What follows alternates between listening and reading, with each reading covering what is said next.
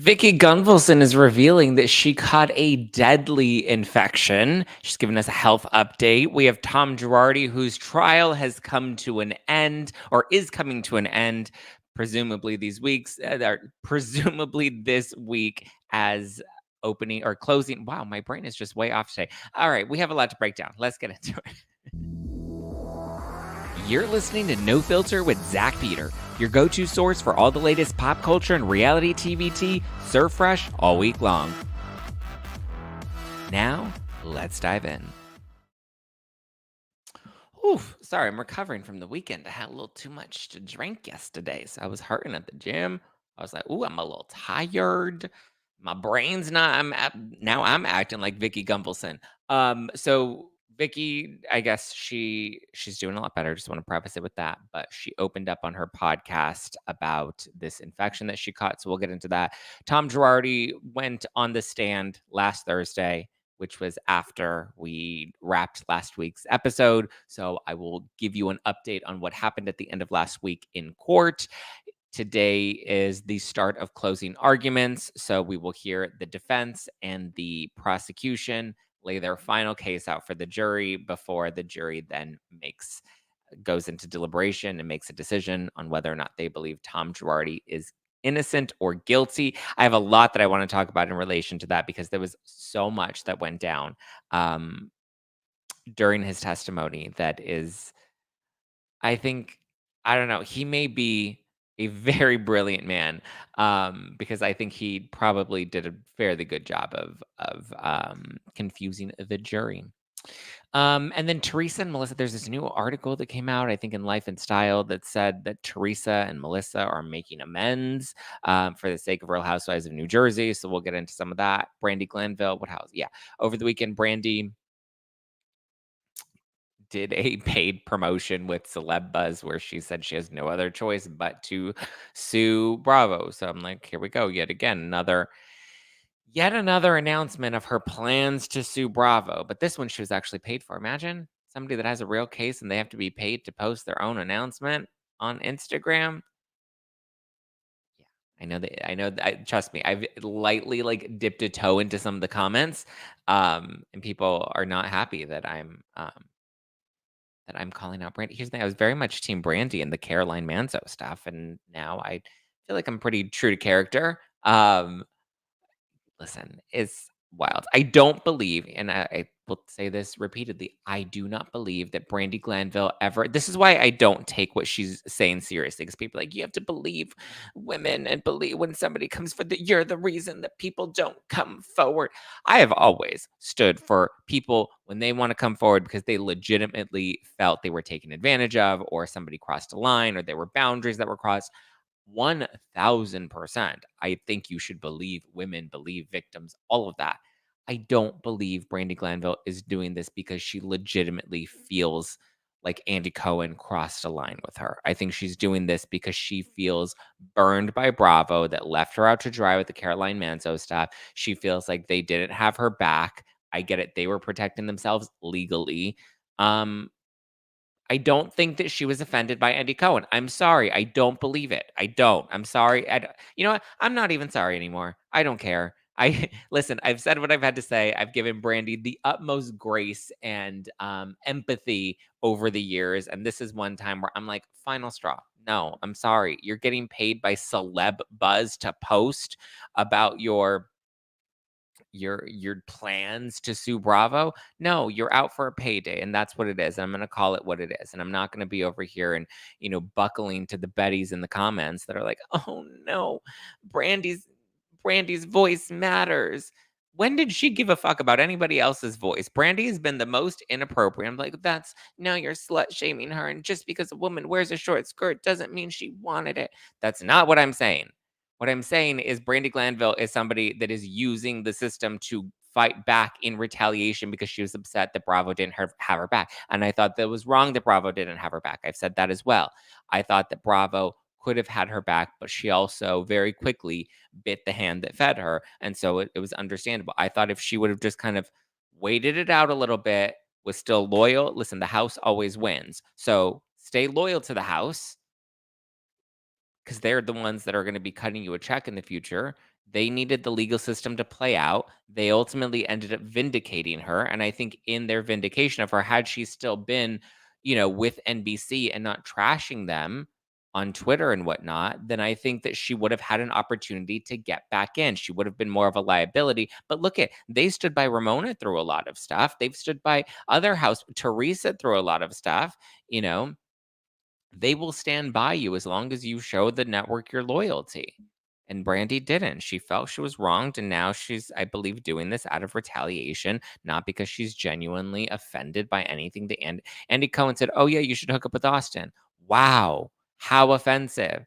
Brandi Glanville goes on Watch What Happens Live and says that her ex-husband Eddie Cibrian was a 9 in bed. Andy then sends her an email saying, "Get home safe." By the way, Eddie was a 9. Oh my god, so inappropriate. Like, come on. Where did everybody unclench your buttholes and just take a breath, right? The world is crazy enough. There's enough shit going on that we can be up in arms about. Brandi Glanville being offended, as she talks about her magic pussy to Andy Cohen. Come on. Give me a break. What, did you just fall out of a coconut tree? And for those of you that don't know what that's from, because some people are like, why do you keep talking about coconut trees? Anybody that is not familiar with the coconut tree reference, there was a speech that VP Kamala Harris was giving that became a viral meme and a viral clip on TikTok where she's talking. She's like, literally our vice president. She's just like, "What do you think? You fell out of a coconut tree?" And then she talks about being unburdened by what has been, by being unburdened by what has been. So yeah, it's literally just just a funny TikTok. Lexi says, "I'm so glad to catch live. Did you see what Adam said about? What did Adam say about me? Oh God, is he still talking about me? Do I still want his husband?" Speaking of, I'm feeling a little chaotic today, so I wore my Find Me at Jason's shirt. What did he have to say? Please enlighten the class with what he had to say about me, because you know. I like when Zach asks if I fell out of a coconut tree. Thank you, Aoko. Thank you. Pamela says, "Uh-oh, Lexi coming here to bring the tea." No, Lexi didn't come in here to bring the tea. Lexi came in here to start some chaos. Listen, I have enough chaos, and I already started the morning off pretty feisty. Last week, there was a content creator that was accusing me, or I was being accused of stealing somebody else's content. And I was like, that's not true. And here are the timestamps of everything that prove that's not true. So then my friend who's aware of the situation posted something on his Instagram story, like a video from that content creator. And I responded to his Instagram story this morning. I was like, oops, got to close my eyes so that I don't steal this one. So, yeah. Mallory says Brandy saying that she's been in 2 long-term relationships, married to Eddie Cibrian and whoever else, as if we didn't see when she was sleeping with Max's friend in Amsterdam. Oh, well, those are long. She said long-term relationships.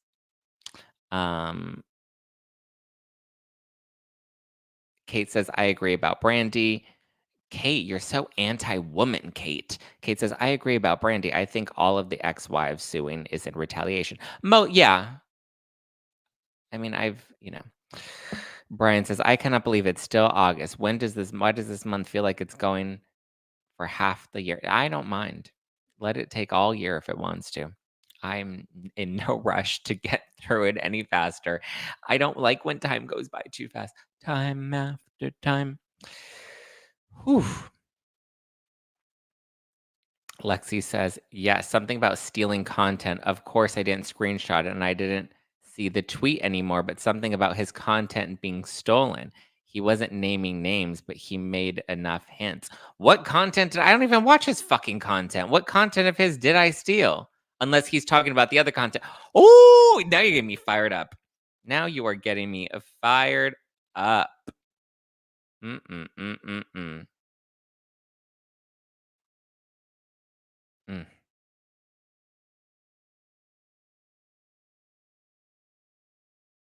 Um, Lexi says the new podcast with him and Monica sucks. Oh, sorry, I didn't.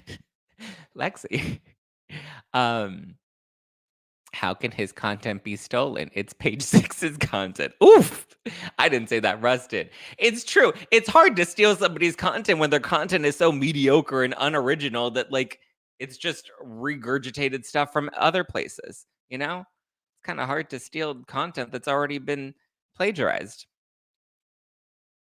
Good for him. I'm happy he has his new podcast with Monica Garcia.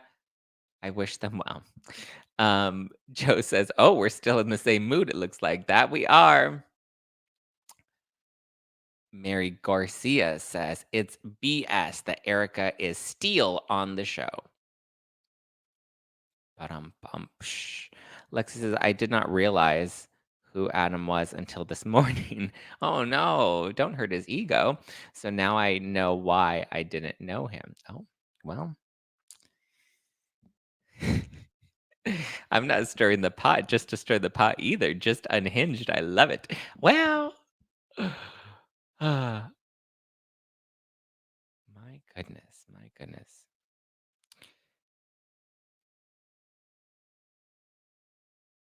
I don't, I don't, guys, I don't care about the Adam updates. I just thought that was funny. Y'all getting me fired up today. Dog Mom Laura says, "Oh my God, you're right. I'm just saying he doesn't have his own content. Love you, Zach." Don't, yeah. Lexi chose violence today. It's true.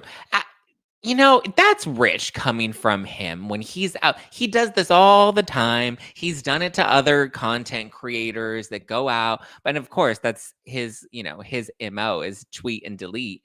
At least when I tweet, I leave it up there. Unless there's I am beefing with somebody and then we like work it out and then we're like, all right, we can take those down because the fight's over. But like, my goodness. That's rich. He's done this before. He's tried to do this to other content creators and like gets upset with them and you stole my thumbnails and how dare you try to steal my thumbnails? It's like everybody, well, I don't use Canva, but a lot of people use Canva. Say it with your whole chest. There it is. There's my chest. Find me at Jason's. Listen, when are people gonna learn? I'm just not the bitch you want to fight with. You know what I mean? Like I'm not. There was another bitch that was coming into my comments the other day, and I was like, "Lady, where is your night nurse? Because you are starting today, and like I can eat you up and spit you out. When are people gonna like just don't I don't play nice, right? You come for me, I'll go for your jugular. I'm not Michelle Obama. When they go high, when they go low, I don't go high. You know what I mean? I take it 6 feet deep. So sorry, you should know me by now. Don't poke the bear because the bear will snap. Okay. It doesn't even take much for me to snap. It takes a little poke of the bear and the bitch gonna pop off. You should know this by now.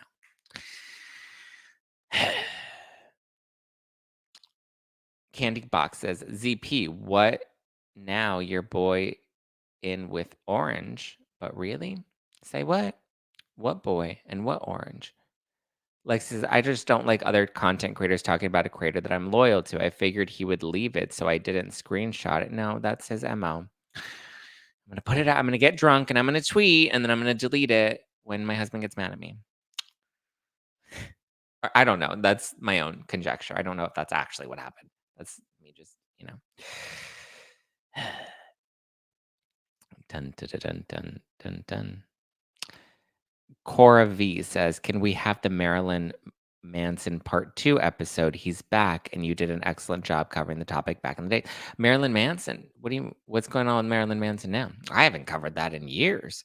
Okay, but let's talk about Vicki Gunvalson because she is alive. The hills are alive.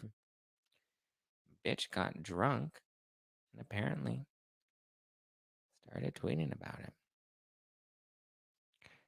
Okay, let's see. Let's talk about Vicki Gunvalson because she has you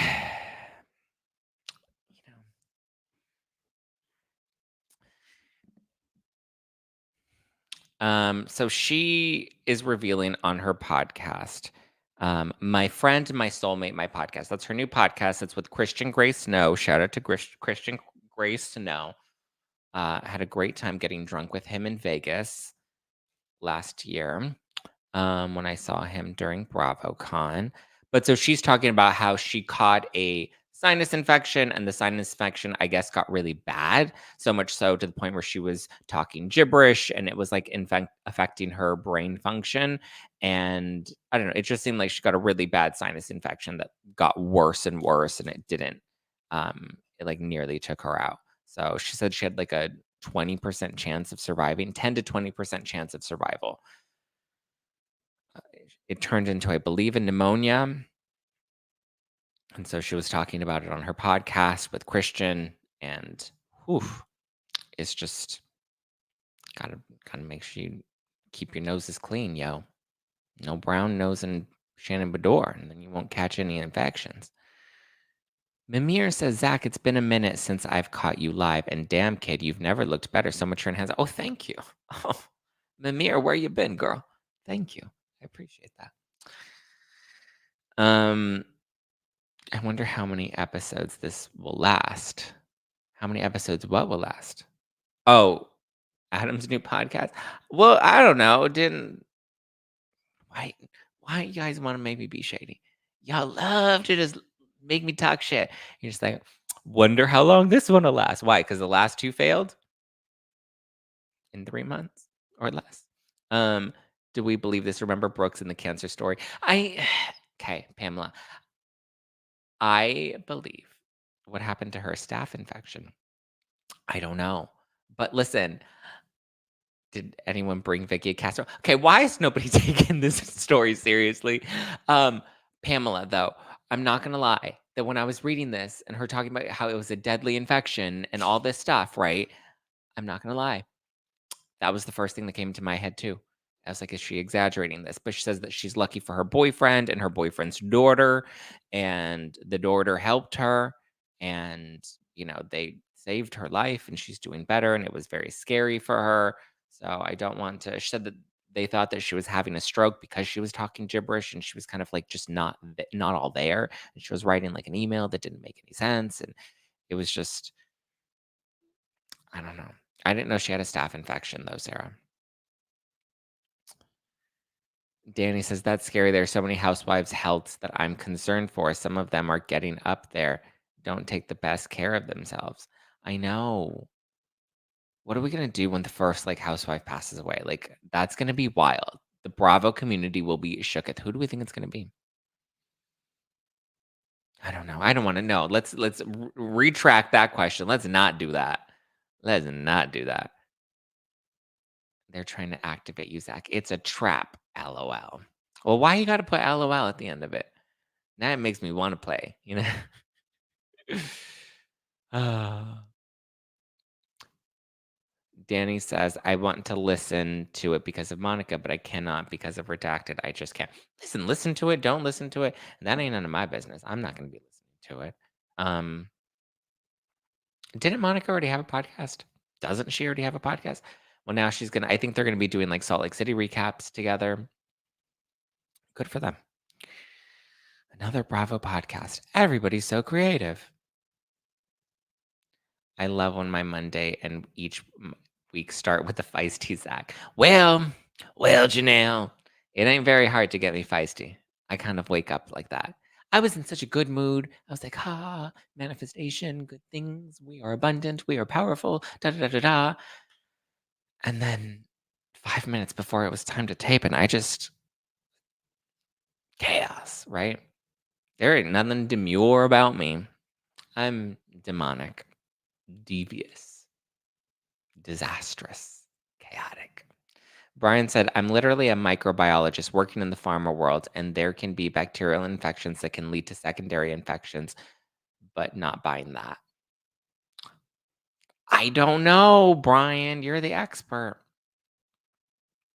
On the OC, she said she had a staph infection, also leaking yellow stuff out of her stomach. Oof. I don't know. That I don't know. Mallory says, I've tried to be demure and it never lasts. I just don't even try anymore. Oh, I have an onboarding call in 15 minutes. Well, lovely. Okay, well, I guess we got 15 minutes before I have to jump on this meeting that I didn't realize I had today. Oh, man. See, I feel like I just fell out of a coconut tree. Your boy You lost your boy to an orange. I lost my boy to an orange? What does that mean? I don't understand what that means. I lost my boy to an orange. Who's my boy, and why does he have an orange? Like an OC? Like an Orange County? Who went to Orange County? I'm very confused, Candy Box. Can we just say what we're saying without all the little hints and emojis? Joe says, "Guys, just be like me. Very demure. Very much." Joe, you are not demure and mindful. The only thing you're mindful of is when to start some mess. Kelly Dodd is in Paris helping her daughter move and set up an apartment for college. And she's just said on Instagram that someone broke in and robbed Jolie's things. Oh, no. Well, Janelle. Oh, you're talking about RFK. I okay, now I get what you're saying. See, why everybody wanna come up in here and start some drama? Um, Listen, I've known RFK Jr. for many, many years. I have always been a proud supporter of RFK onboarding call, huh? It's onboarding for, a brand that I'm working with, which is kind of weird because 'cause the brand is making me do an onboarding call now when I've already taped the promotion, like, and I don't know what this onboarding call is gonna be for, but I don't know. Um, okay, let's talk about Tom Girardi. Tom Girardi. So today's gonna mark the conclusion to the trial. It's uncertain whether or not the trial will end today at Monday, um, because the jury is supposed to begin deliberation today. Okay. It's closing arguments time. So the prosecution and the defense are going to, I believe, if memory serves me correctly, the prosecution says that their closing arguments would take about 30 to under an hour, I assume, from what I remember. And then the defense said that it's going to take them about 2 hours. So we're probably going to have three-ish, maybe give or take, hours of closing arguments, and then after that, the jury will then go into deliberation, and they will come to a verdict on whether or not they think Tom Girardi is innocent or guilty. So, um, um, lots of comments about RFK. Guys, why are we listen, I have always listen,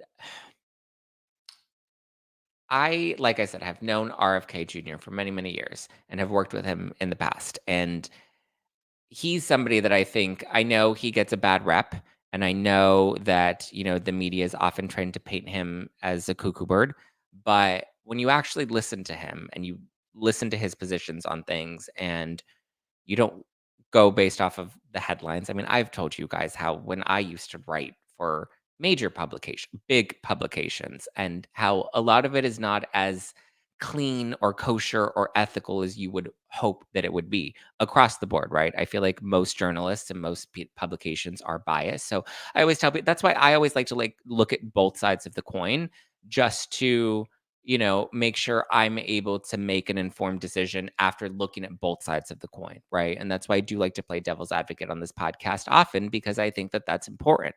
Um, and so, with RFK, I have always been a supporter of his. I will continue to be a supporter of his. I know it's shocking for many people with his endorsement on Friday last week, but listen, all I can say is make the decision that you feel like. Listen, don't take political advice from me, don't take any advice from me. I never tell people to take advice from me, but make your own decisions, right? You still have choices, you still have options. Make sure you weigh those options, and just when you go into those voting polls, if you choose to vote, you're making an informed decision, right? It's not directly in opposition of something, but it's for something. Make sure that whatever you vote for is something that's important to you and reflects the future that you're looking to build. That's all I'm going to say. But I'd still like Kennedy and will continue to support him in the future, because I believe he's always been somebody that has fought for, as somebody whose brother was, part of our work together was when, we both were fighting for families affected by autism. And, my brother and my family have benefited tremendously through his work. And I'm very grateful for that. And so that comes with loyalty that I will continue to support him in the future wherever he goes, whatever he chooses to do. I've always been, do I agree with him on every issue? No, I don't agree with any candidate on every issue. And I take things issue by issue, and I like to be as informed as I can be. Um, so there you go. Okay, Girardi. So let's do this. We're gonna do the Up and Adam thing. I'm gonna read you guys a little article, okay? And I'll tell you exactly where the article came from. Because there are plenty of great people that have been covering the Girardi stuff. Law 360, the LA Times, law.com. I reference law.com on this podcast a lot. Kiki Monique from the Talk of Shame has been covering this a lot as well. I believe from the very beginning of the trial, I've often said Kiki's, boots on the ground. She's at the actual courthouse. I've said that many times. That she is somebody that you should absolutely follow if you want live up to date, updates, because she's at the actual courthouse. I, on the other hand, don't have the luxury of being able to just spend all day, multiple days in court. My schedule is just unfortunately not as easy. But what I will do is give you an update from law.com. Law.com's been one of my top sources um as what was I saying? Damn it. The live chat keeps throwing me off. I forgot the point that I was trying to make. But anyway, Tom Girardi testified in court. And the testimony is actually kind of cuckoo crazy, right? So this was like a total plot twist of because nobody thought that he was going to end up on the stand. Nobody thought that he was going to testify. Erica's not testifying. She never testified. She never appeared once in court. But when it comes to Tom Girardi, nobody thought that he was going to end up testifying. And then at the very last minute, I believe it was the end of day Wednesday, when his public defender said that, like, oh, okay, we think that we're gonna, we have a couple more witnesses and we think one of them's gonna end up being Tom Girardi. And everybody was like, what? And I know some of you were like, that's not gonna happen. There's no way Tom Girardi's gonna take the stand. Well, come Thursday, Tom Girardi ended up taking the stand. He didn't do, I think he did, like, he was on the stand for less than an hour. I do have people that are at the courthouse that are giving me updates. Okay. I have people that are there that are happy to share this information. And, that way I don't have to actually go because, again, my taping schedule and my schedule with my dogs, it's just, I don't have the luxury of, listen, a bitch got to work. I don't have the luxury of being able to spend all day in court. Other people do, and that's great for them. Other people I've been getting my information from. Some people want to remain off the record. They just want to give me the details. That's fine. I respect that. Other people want to be, sourced, mentioned, whatever. But one of the ones that I do follow a lot is Amanda from Law 360, Amanda Bronsted, who is also in court, keeping track of this. And so I like to read her end of day recap. So her most recent recap was about Tom Girardi's trial. Okay, I'm going to read this that I don't butcher any of the details. So it's okay. What you need to know. Tom Girardi, 85, spoke clearly and articulately, but often repeated himself, telling jurors, I've never taken a salary. And to his own lawyer, he was not ready for cross. I believe he was getting confused. And so he was telling his own lawyer that, he wasn't ready for cross before I think cross even happened. He didn't even recognize his own attorney at one point. He said that he still believed that Girardi Keys was still in operation. And he said that every client got every penny that they were entitled to. It was a little cuckoo crazy and all over the place in the sense that it was unpredictable, right? Jurors who were read instructions on Thursday are expected to return on Monday to hear closing arguments. At the end of his testimony, Girardi also appeared to have forgotten his own attorney's name, and he called his own attorney bad, mean, terrible. This is where I think Tom Girardi might be really fucking smart, okay? Even with this comment alone, where he called his own attorney, he's like, I don't remember who you are. Bad, mean, terrible. That already the second I heard that that's what he said, I was like, that already is setting him up for an appeal, for saying I had a public defender. My public defender failed me. My public defender put me on the stand when I had Alzheimer's and dementia. And if Tom Girardi in court under oath on record is saying bad, mean, terrible, those are three adjectives that I think it's very smart. You can say that your attorney was bad, was mean, and was terrible. You can say, I didn't have a proper defense. I didn't have an attorney that was able to represent me in a way that, could defend me properly.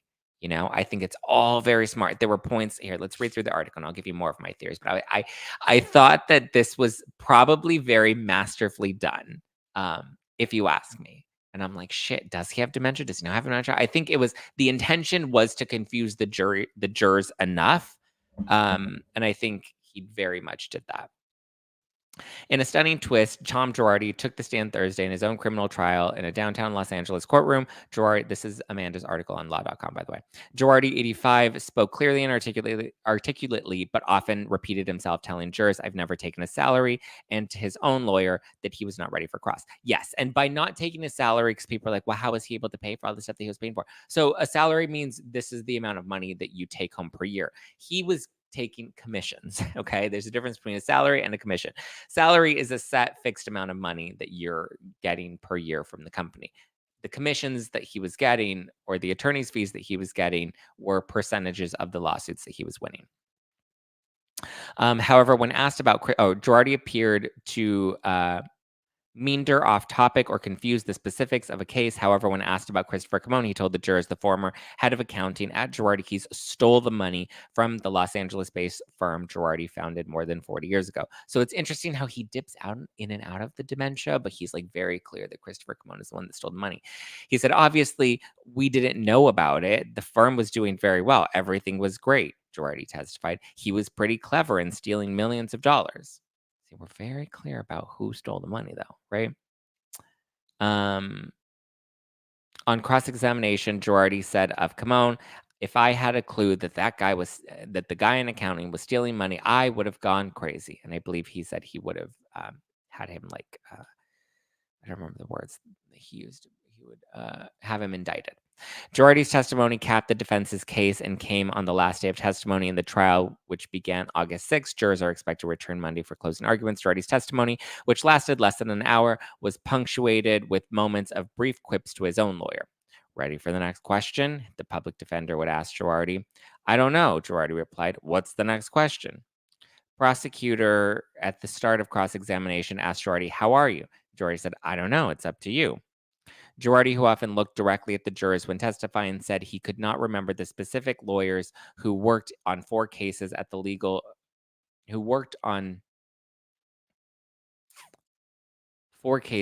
issue in the criminal indictment, which alleges that he stole $15 million from his clients. For instance, when asked about a certain witness who testified in the trial, this was the Rui Gomez. Actually, no, this is his secretary, Shirlene Fujimoto. Girardi said he didn't see her there. Yeah, he was like, "Oh, I love Shirlene." And then they're like, "But do you remember what she said when she was testifying?" He's like, "No, I wasn't here for that." So he says that he wasn't in the courtroom for a number of instances where he was actually in the courtroom. So lapse in memory is what I guess he's trying to prove on, that he doesn't remember certain things. Is your law firm still opened? His attorney asked. Yes. His attorney asked, who am I? And Tom Girardi said, I don't know. Bad, mean, terrible. It's one of those. He also testified that he knew President Joe Biden, to whom he wrote a letter when serving as vice president in order to release the funds relating to a $5 billion case, which people thought was a scam. Others at Girardi Keys, based on the email introduction by defense at trial, believed that the case to be a scam. Yeah. He talked about Joe Rui Gomez, and here's another thing that I thought was also very smart. Not with ethics, but I thought it was really smart in the sense that he was referring to Joe Rui Gomez, and he says that the reason the Rui Gomez family didn't initially get all of their money is because Joe Rui Gomez had a drug problem, and that his family said that he couldn't be getting a big lump sum of money because of their fear of his drug addiction, right? And he kept bringing up the fact that Joe Rui Gomez had a drug issue. And I think he tried to make it seem like, oh, the reason he kept bringing it up is because he's forgetting things and he wants to say something. And so I think he like tried to make it seem like it was unintentional for him to keep bringing up the drug issue. But I think it was actually very intentional because it completely diminishes their case and they did receive all of their money, but or it doesn't diminish their case, but it definitely taints the jury, right? Because you see this man and you think, oh my god, he was in this gas explosion accident and he has burns all over his body, and so you feel for him, which you should, right? But I think you confuse the jury a little bit when you constantly reference him as a drug addict. So I was like, these are really interesting points that he's making, um or just really interesting things, right? And then in Cross, he was asked, your firm spent the money. And Girardi said, no, you're wrong. The truth is, we had holdbacks. Every client got every penny the client was supposed to get. And then prosecution said, you would make excuses. And Girardi said, no. In many of these cases, it was important to us to hold back funds. If there were holdbacks, there were reasons. And that's when he said about the drug issue with like Joe Ruy Gomez. So it was interesting. And then this is my favorite part. At the end of the cross examination, the prosecution played a video of Girardi being interviewed for a podcast a few months before his firm collapsed in December 2020, in which the once lauded mass tort personal injury attorney touted the benefits of persuasion. It was like the art of persuasion, and how, the art of persuasion is something as a, trial attorney, you need to be very persuasive. And so that was basically the clip that they played about Tom Girardi and the art of persuasion as an attorney. And then the prosecution said, in all of these cases, the plaintiff's lawyer's job is to convince the jury this is the truth. And then he says, you were one of the best trial lawyers that ever existed. And Tom Girardi said, nice of you to say that. So he was basically saying, you know the game, you know the art of persuasion. This is you talking about the art of persuasion. And he's like, you're literally one of the best at this. And Tom's like, thank you. So I'm like, I think that's Tom's little nod at the prosecution, being like, listen, hopefully I was persuasive enough to get out of this. It was wild. It was interesting. Crazy, crazy, crazy. Mallory says Tom Girardi has been planning his defense for a long time. I believe so. I mean, listen, it could have either, like, it may have been because even to like come at the last minute, like then the prosecution wasn't really prepared for Tom Girardi to be on the witness stand, and then they say that he might testify, and then suddenly he does end up like it's all so crazy, and also sets him up in case it goes south. He's set up for an appeal because he has Alzheimer's and dementia. Why would they ever put him on the stand? And then he's over here saying his attorney is bad, mean, terrible. Sets him up for having a bad defense attorney, you know? I think it was all very well thought out. Jen said, I mean, I think about how long he's put this plan into action. I mean, here's the thing. I don't believe that he's innocent. I think he was clearly aware of a lot of what was going on. TBD on how much time he's going to serve, if he's going to serve. Like, it's all very wild. This trial has come with lots of twists and turns. Will you go to hear the verdict, Zach? Probably not. I don't need to be in court for that. I just give me the updates. It's like BravoCon. When I say, on BravoCon, like, I don't like going to the actual events. I would rather get updates from people that are there. Send me photos, send me videos, because then instead of me having to be in one place, I have like 3 or 4 different people that are all there giving me updates live in real time, and then I'm able to come and report it. So it's usually my strategy with these types of things. It's easier to be doing other things while I'm getting updates on them. But yeah, I mean, he did drive his car off a cliff. I mean, yeah. I don't know. Is he diabolical or sloppy? I don't know. But I think that's the whole point, is you're supposed to be confused. That's the intention. And I think if we're confused, if I'm confused, imagine how the jury's feeling. Zach is not going to the courtroom. He'll just listen to the content creators' reels and steal the content word for word, as Bill Smith says. Yeah, Bill Smith, who has no profile picture, no followers, no content, no following. And Bill Smith is constantly in my comments saying that I'm stealing somebody's content. Okay, I do have to jump on this call.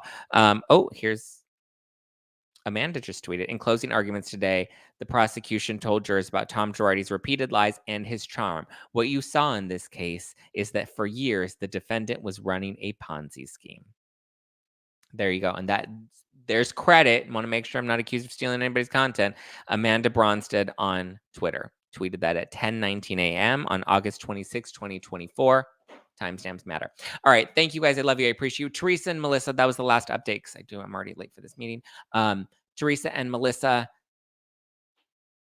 there was an article that came out in Life and Style that said that Teresa and Melissa were going to be making amends for the sake of Real Housewives of New Jersey to save it.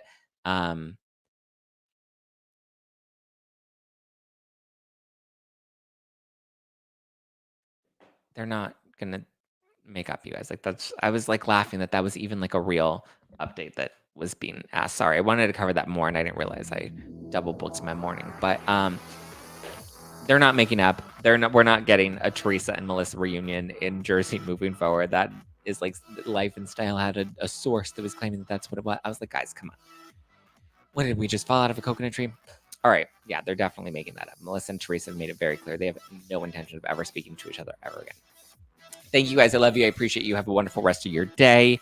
Stay tuned. More tea to come. I'll be back Tuesday, Wednesday, Thursday. Bonus episodes drop on Fridays if you're part of the Zack Pack or No Filter Plus on Apple Podcasts.